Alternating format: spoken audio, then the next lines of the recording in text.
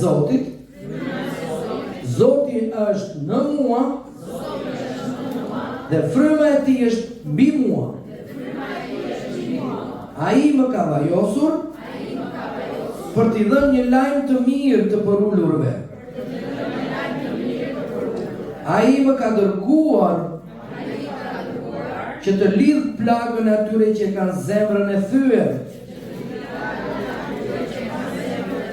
Ai më ka dhënë autoritet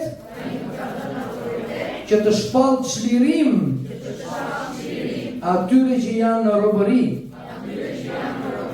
Hapjen e burgut të burgosurve. Të shpall vitin e hirit të Zotit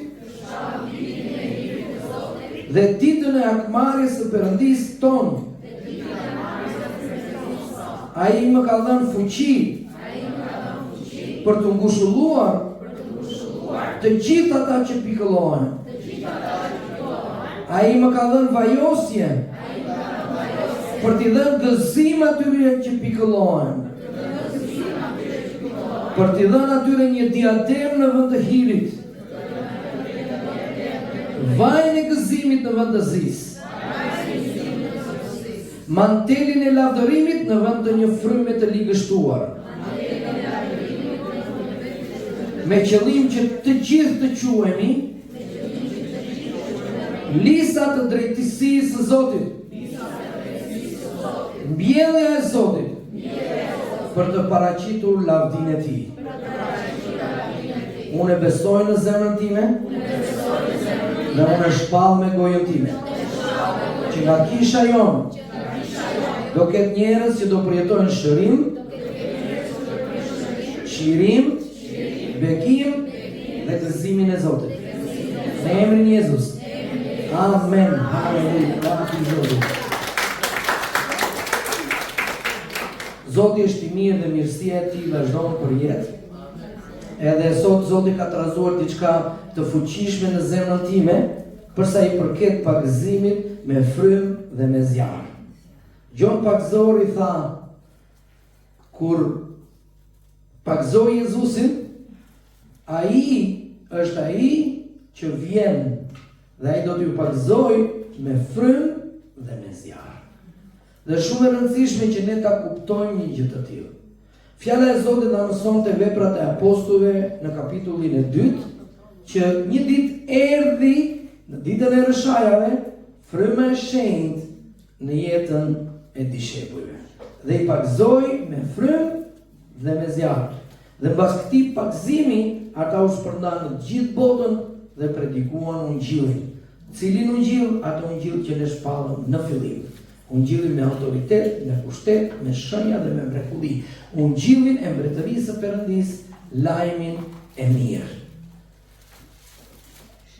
Jezusi vdiq në ditën e Pashkës dhe u ringjall pas 3 ditësh. 40 ditë ai qëndroi gjallë në tokë dhe ju paraqit më shumë se 400 vetave që e takuan dhe e panë, e dëgjuan dhe biseduan me Jezusin. Dhe kur ai u ngrit lart në qiell, ai tha: "Qëndroni derisa të vijë premtimi i Atit." Premtimi i Atit ishte fryma i shenjtë. Dhe unë duhet të flas sot për një fjalë që në hebraisht quhet neshamah, që do të thotë fryma e Zotit brenda nesh. Pra, Zoti nuk donte që thjesht të ishte pranë nesh, nuk donte që thjesht të ishte me ne, por ai donte të banonte brenda nesh. Në qoftë se ju keni dëgjuar që ne besojmë në Atin, në Birin, në frymën e shenjtë, ne nuk besojmë në 3 perëndi, por është një perëndi që është shfaqur në 3 persona. Ati është perëndia për ne. Thoni njëri tjetrin: Ati është perëndia për ty. Biri është perëndia me ty. Ndërsa fryma e shenjtë është perëndia në ty, mbi ty dhe rreth e qark teje. Në emrin e Jezusit. Amen. Halleluja.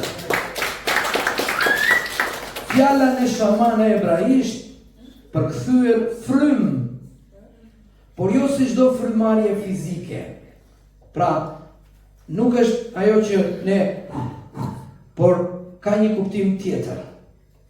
Është vetë fryma e Perëndis, që është shkëndija hyjnore që ai vendosi brenda njeriut në momentin kur ai e krijoi njeriun. Frymarrja e Perëndis në drejtimin tënd. Pra kur themi ndonjëherë që Zoti po merr frym në drejtimin tënd, fjala e përdorur këtu është neshama në hebraisht. Dhe do të thotë jeta e Perëndis, fuqia e Perëndis, drita e Perëndis. Pra nuk është thjesht jetë, po jetë e mbështjellë me fuqi, me autoritet, me pushtet, me krijim, me zjarr brenda, dhe ky lloj fryme vjen dhe banon ku? Tek unë. Ai është shkëndija e jetës time dhe është frymarrja e jetës time. Dhe ne do të themi atë falenderit që ti po frym në drejtimin tim. Le të ngrem duart dhe le të themi atë Perëndit. Falenderit që ti po fryn në drejtimin tim. Ti po fryn frymën e shenjtë në mua. Dhe unë marr jetën tënde sot. Në emrin e Jezus. Amen. Unë doja që ju të mendoni dhe të meditoni mbi këto fjalë sot. Pse? Sepse kur kjo ndodh dhe kur ne kuptojmë të vërtetën e kësaj fjale, kësaj fuqie, atëherë ne bëhemi njerëz me ndikim. Për gjithë të çunat e vegjël edhe të rinj, edhe kur po shikoja po mbushej zemra plot me gëzim, i bie që ne kemi 3 breza në kish. Kemi brezin e të rriturve, që ju dhe unë aty. Kemi dhe brezin e të rinjve, që janë këta që këndojnë dhe ca që rinë këtej në përkarike. Kemi dhe brezin e adoleshentëve. Dhe lavdi Zotit që ne po krijojmë breza. Dhe Zoti do t'ju japi ndikim. Kjo është lutja ime. Zot, unë lutem që ju të keni ndikim në jetën tuaj. Ndikim në familje, ndikim në punë, ndikim në shkollë, në shoqëri, kudo që jeni. Kur ne kuptojmë të vërtet dhe i besojmë Zotit ashtu si ai do, ne kemi ndikim njësoj si Jozefi. Çfarë thot Bibla? Zoti e bekoi faraonin për shkakun e kujt? Për shkak të Jozefit. Thoni njëri tjetrit, Zoti do bekoj njerëzit rreth e qark teje për shkakun tënd, sepse ti ke ndikim, sepse fryma e shenjtë ndodhet në ty. Në emrin e Jezus. Amen. Halleluja. Disa njerëz do jenë si Danieli, do jenë ndikim në përqeveri. Zoti do t'i sjellë këta njerëz që të ndikojnë. Disa të tjerë do të jenë njerëz si Nehemia, që jo vetëm kishin ndikim qeveri, por rindërtuan tempullin. Rindërtuan muret e çara. Zoti do përdori njerëz si Pali me ndikim për gjithë Europën, për gjithë jo hebrejt. Zoti do përdori njerëz si Pietri, që Zoti përdori këta njerëz me shenja dhe me mrekulli. Zoti do përdori njerëz si Gjoni, që shkruajti fjalën e Perëndis. E gjithë shkrimi është i frymëzuar nga Perëndia. Që ta dini, nëse ju lexoni letra e parë drejtuar Timoteut, vërtet është dora e Palit, ose vërtet është dora e Mojsiut për 5 librshin e parë, por ajo u frymëzua nga fryma e Perëndis. Dhe Zoti do ngrej njerëz me ndikim. Ne duhet kuptojmë që origjina jonë është origjinë hyjnore. Origjina e frymës së jetës që ne mbartim brenda nesh është origjinë hyjnore. Ku fillon? Zanafila, kapitulli 2, vargu 7, na përshkruan një nga çastet më intime në historinë e njerëzimit. Dhe fjala e Zotit thot, atëherë Zoti Perëndi e formoi njeriun nga pluri i tokës dhe i fryu në vrimat e hundës një frym jete. Në hebraisht është neshama, që do të thotë qenie e gjallë. Neshama kaim. Dhe njeriu u bë një qenie e gjallë. Thoni njëri tjetër, ti je një qenie e gjallë? Ti ke një qëllim? Dhe ti nuk je kot këtu. Zoti ka një plan për jetën tënde. Amen, halleluja. Ky akt nuk është vetëm një akt krijimi, por është një akt dashurie dhe afrimiteti. Tani duhet të shikojmë pak procesin si ndodhi. Kur Zoti krijoi diellin, i foli dhe u krijua. Kurse me njeriu, Zoti bëri ndryshe. Ai u ul dhe formoi një buzë nga pluri i tokës dhe pastaj i fryu jetë në vrimat e hundës. Shumë studiues mendojnë atë që ne thamë para disa javësh, që ai foli Jahve, prandaj është përkthyer neshama si frym, sepse ai ka folur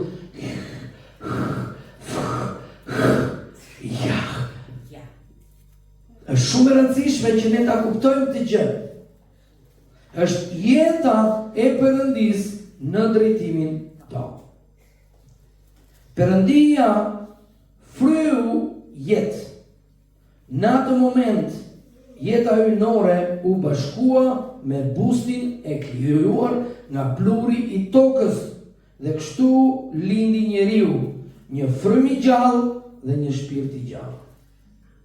Një Selanikës kapitulli 5:23, fjala e Zotit na mëson që gjithë qenia e njeriu është frym, trup, frym, shpirt dhe trup.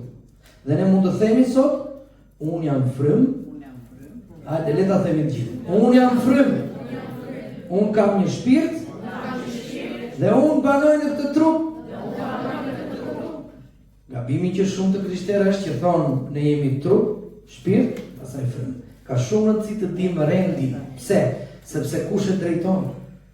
Kush e ka timonin e jetës tonë? Timonin e jetës tonë do ta marrë fryma e Zotit, sepse fryma e shenjtë dëshmon frymës tonë dhe kur ne pranojmë këtë dëshmi, është fryma që drejton jetën tonë. Nuk janë ndjenjat, nuk janë emocionet. Ndjenjat dhe emocionet janë gënjeshtare, sepse shpeshherë ne mendojmë që do vetet e ky provimi, o bobo si do dalë. O bobo nuk do ta bëj dot. O bobo s'do ta marr patentën. O bobo do ikë në spital kush e di. Dhe pastaj gjatë kësaj kohe Zoti ndërhyn dhe Zoti të jep sukses dhe të jep shërim dhe të jep çlirim. Prandaj është shumë e rëndësishme që ta kuptojmë që fryma është ai që na drejton. Perëndia i madhërisëm, Perëndia kërkoi të kishte shoqëri me Adamin në kopshtin e Edenit, në fllatin e ditës, por Adami nuk shkoi atë ditë në shëtitje me atin e vet. Pse nuk shkoi? Sepse Eva dhe Adami kishin mëkatuar. Dhe ata u fshehën nga Perëndia. Kur ne themi neshama, e studiojmë të fjalë, kjo ka të bëjë me atë kush jemi ne në thelb. Ka të bëjë me identitetin tonë.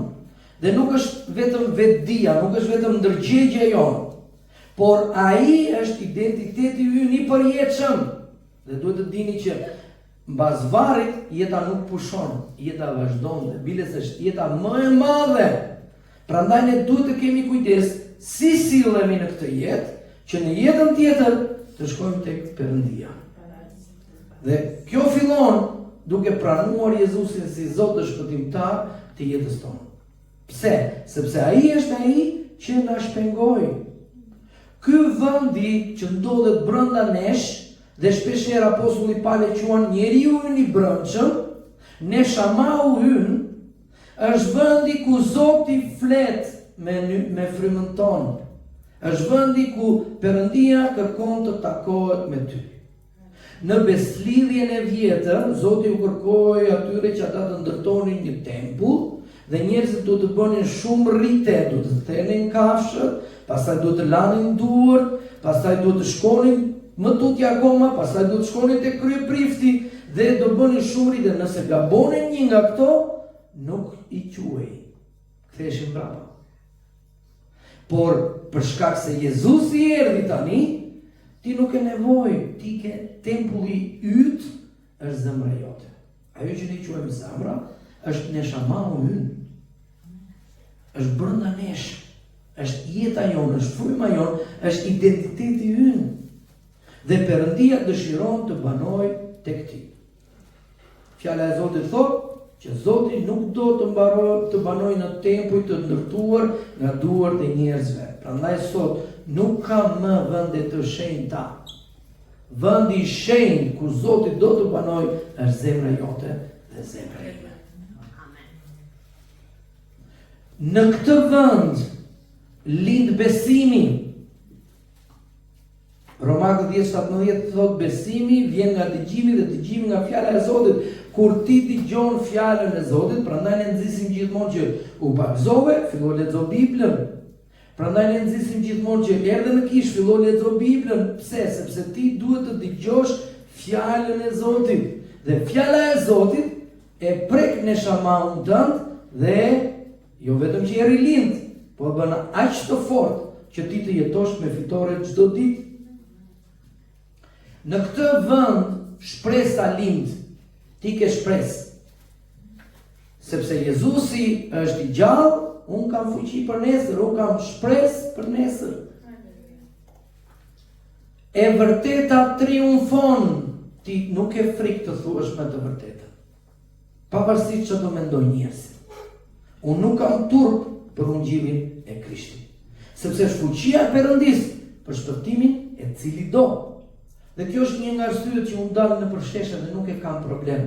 Unë i them Zot, unë nuk di që të them, po ti fol çfarë duhet të them unë.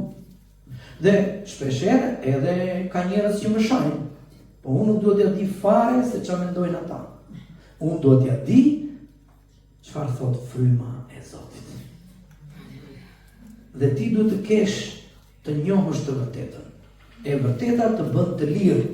Kush është e vërteta? Mendimet negative, gjërat negative që ti ke për veten tënde, hidhi poshtë urgjentisht dhe merr të vërtetën nga fjala e Zotit. Vetëm Bibla është e vërteta absolute. Në këtë vend, qielli dhe toka bashkohen në njeriun ton të brendshëm. Për këtë arsye, Pali u lut Efesianët kapitulli 3, vargjet 14 deri në 20. Që Zoti të ndryshojë dhe të transformojë njeriun ton të brendshëm, që ne të njohim sa e thellë, sa e lartë, sa e gjatë, sa e gjerë është dashuria e Perëndis. Dhe kur ne themi këto fjalë, formohet kryqi, që ne të njohim kryqin e Krishtit. Çfarë përfituam ne nga kryqi i Krishtit? Ne nuk kemi nevojë të therrim qengja për t'i sakrifikuar. Pse? Se qengji i Perëndis ishte një herë e përgjithmonë dhe mjaftueshëm për bekimin tonë. Kur ti merr një shtëpi të re, nuk ke nevojë që të bësh gjak. Kur ti ndërton një shtëpi të re, nuk ke nevojë të therrësh në një kafshë. Kto janë thjesht paganizma, janë budalliqe njerëzore. Ty të mjafton që kur ti hyn në një shtëpi thua, unë shpall gjakun e Krishtit në këtë shtëpi. Unë shpall Jezusin në këtë shtëpi që të mbretëroj. Dhe kur ti bën të gjë, çdo mallkim thyet në emrin e Jezu Krishtit. Sepse Bibla thot ai na çliroi nga mallkimi i ligjit. Pse? Se u bë mallkim për ne. Nëse ti ke frikë se mos të kanë mallkuar, thuaj unë shpall gjakun e Jezusit, nga koka ime deri te këmbët e mia, në emër të Jezusit. Nëse ti del nga ndonjë dhomë ku ka shumë debat, ka shumë urrëtie, ka fjalë abuzive, madje edhe aty duhet të thuash, Zoti shpall frymën e shenjtë në emër të Jezusit dhe shfuqizoj çdo fjalë negative nga jeta ime dhe kam gëzim në emër të Krishtit. Haroje Zot, bëj që të fshihet kujdesa ime nga gjërat e këqija. Dhe Zoti do ta bëjë një gjë të tillë.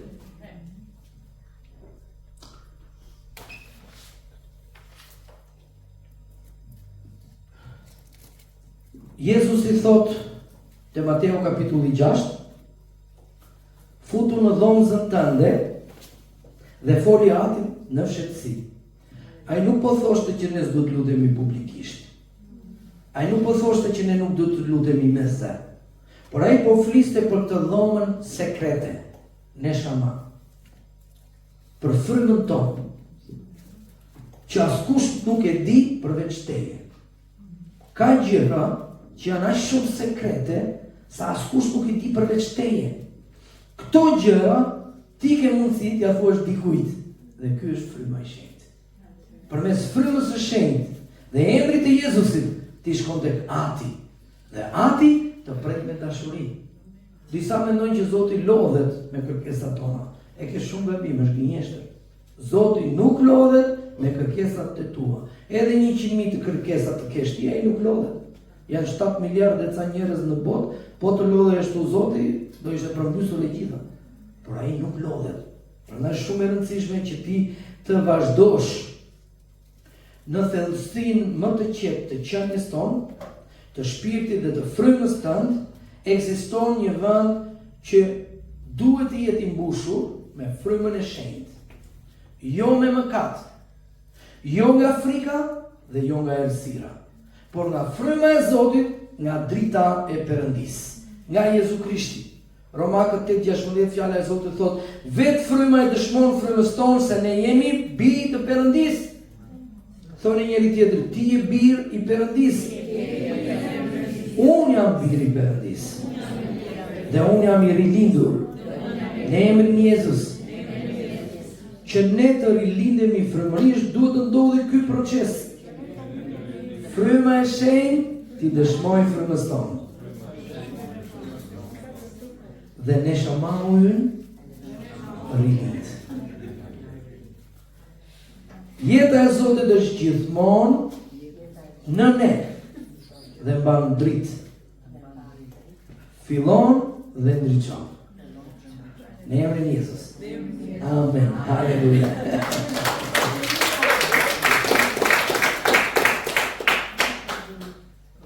Në Jezusin ne kemi rikthimi i frymës së humbur përmes Jezusit. Mëkati i Adamit nuk e fshiu në shamanin tonë, nuk e hoqi, nuk e zhduku. Duhet ta kuptojmë këtë gjë. Por e plagosi dhe e ndau nga Perëndia. Mëkati na ndau nga Zoti. Dhe kjo është arsye që pse para Jezusit ata kishin nevojë të bënin shumë gjëra që të shkonin te Zoti dhe nuk ishin të sigurt shkonin ose jo. Kurse me ne është ndryshe. Shkëputja nga Perëndia solli zbrazëti shpirtërore. Dhe kjo është arsyeja pse dikush ka thënë se brenda njeriu ka një boshllëk i cili nuk mbushet me asnjë gjë tjetër në këtë botë. Paraja nuk e plotson dot njeriu. Fama nuk e plotson dot. Ndërimi i partnerëve nuk e plotson dot. Droga nuk e plotson dot. Alkooli, kumari nuk e plotsojnë dot njeriu. Por është prezenca e frymës së shenjtë dhe prezenca e Perëndis që na plotson ne. Njeriu nda nga Perëndia për shkak të mëkatit. Por Jezusi, Mesia, Jeshua, erdhi jo vetëm për të na falur, por për të na rilindur. Ai na bashkoi përmes ripërtëritjes me anën e gjakut të tij. Gjoni 10:10 fjala e Zotit thot, unë kam ardhur që ata ta kenë jetën dhe ta kenë me bollëk. Shpallë sot, unë e kam jetën dhe unë e kam me bollëk. Kur Jezusi ishte me dishepujt, te Gjoni kapitulli 20 vargu 22, fjala e Zotit thot që ai fryu dhe hukati mbi ta dhe tha, merrni frymën e shenjtë. Ashtu si Zoti fryu mbi Adamin, Jezusi na frymëzon përsëri dhe na jep jetë të re, na jep forcë, na jep qëllim dhe na jep frymën e shenjtë, frymën e Perëndis që të banojë brenda mesh. Dhe ashtu si Jezusi tha, fryma e Zotit, Zoti është mbi mua, ne mund të themi fryma e shenjtë, Zoti është në mua, mbi mua, rreth e qark meje. para meje, prapa meje, majtas, djathtas meje. Pse? Sepse Zoti të rrethon ty për të mbrojtur, për të bekuar, për të shëruar, për të çliruar. Ai të jep ty autoritet që ti të mundësh djallin. Njësoj si Jezusi e mundi djallin, ti ke autoritet ta mundësh. Dhe 4, Perëndia na jep mendjen e Krishtit. Kur fryma e shenjtë banon në ne nuk jemi më të njëjtët. Ai sjell transformim, restaurim, ai sjell identitet, fuqizim, çlirim, favor dhe depërtim. Dhe ai na jep një mendje të re, që është mendja e Krishtit. Shumë të krishterë vuajnë nga kjo që s'di çfarë të bëj dhe pyesin, aman lutu ti më trego. Dhe në shumicën e rasteve unë nuk i përgjigjem. Pse? Sepse dua që ata të mësojnë ta gjejnë vetë. Zoti të ka dhënë ty frymë, njësoj siç më ka dhënë mua.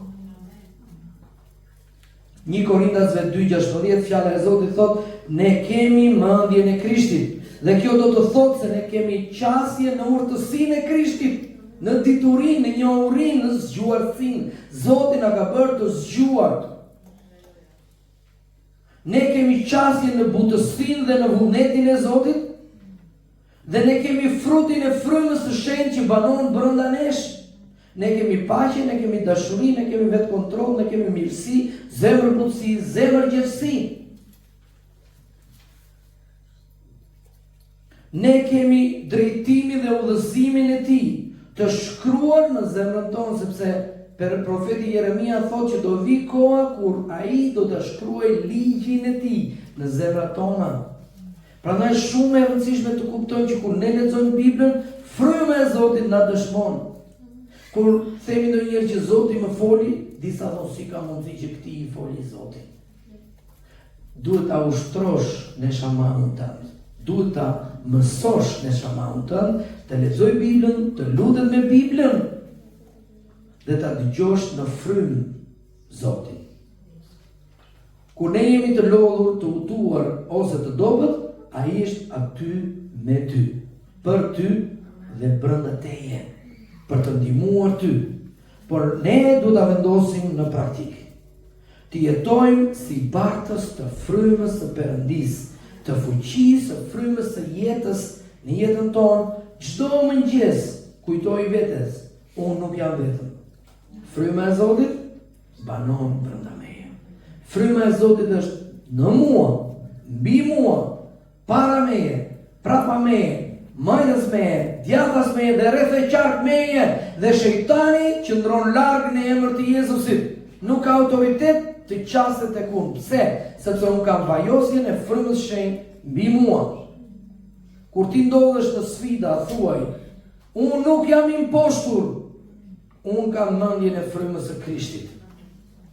Në lutje ti mund të përqendrohesh dhe ti mund të thuash, fryma ime e njeh Zotin dhe ai më njeh mua.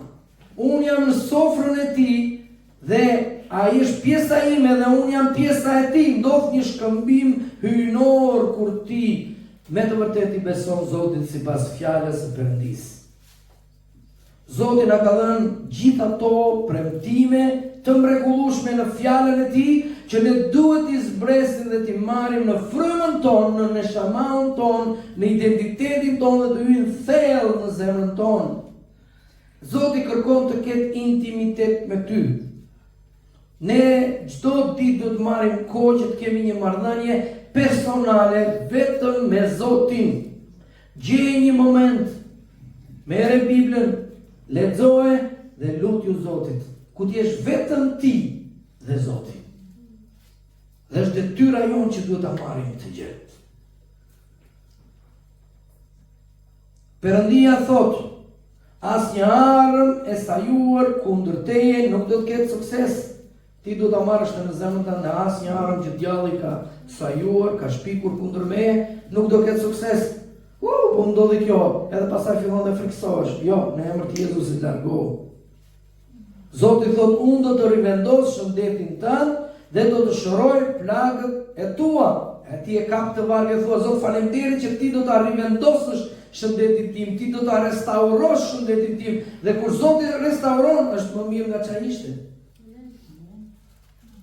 Kur Zoti restauron gjërat është më mirë se sa ishte. Ti po më shëron mua nga plagët e mia. Fjala thot, fëmijët tuaj do të jenë të fuqishëm në tokë. Ti thua Zot, bekoj fëmijët e mi në emër të Jezusit. Sot Zot sill njerëzit e dur në rrugën time në emër të Krishtit. Dhe Zoti do të dërgoj njerëzit e dur. Lutu që të largohen njerëzit e këqij, njerëzit që nuk të vlerësojnë. Dhe Zoti do t'i largoj ata. Ditët e mia të fundit do të jenë më të mira se sa ditët e mia të mëparshme.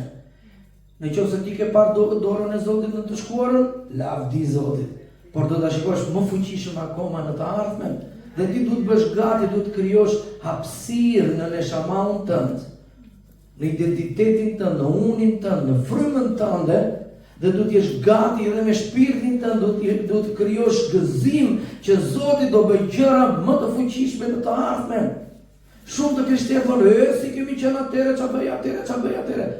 Lavdi Zotit që u bën ato atëre. Zoti do bëj akoma më shumë fuqi, më shumë zgjerim, më shumë ndikim në emër të Jezusit në të ardhmen.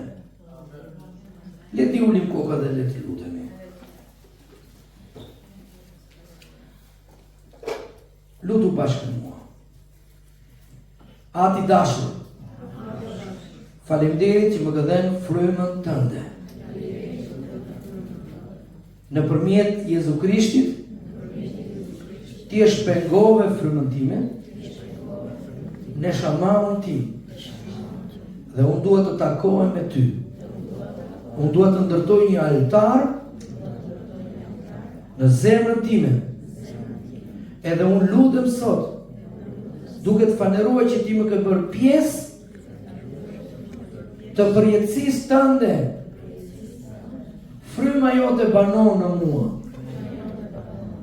Unë e besoj dhe e shpall. Atë faleminderit për Jezusin, për Jeshuan, që ti edhe si një dhuratë për mua, që vdiq dhe u ringjall, dhe faleminderit që më ke dhënë jetën e re. Jezus, faleminderit që përmes gjakut tënd më bleve dhe më riktheve tek Ati.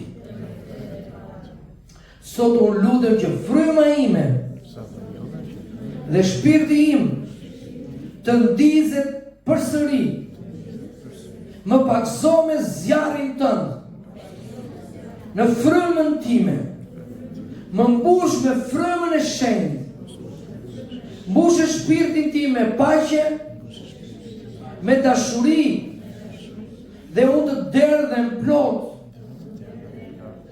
dhe dua të jetoj si një mbartës i frymës së gjallë, në emrin tënd të shenjtë, Zot Jezus. Unë lutem sot, eja frymëshi, më mbush tani, plot me gëzim, plot me shërim, plot me çlirim, në emrin Jezus. Amen. Haleluja.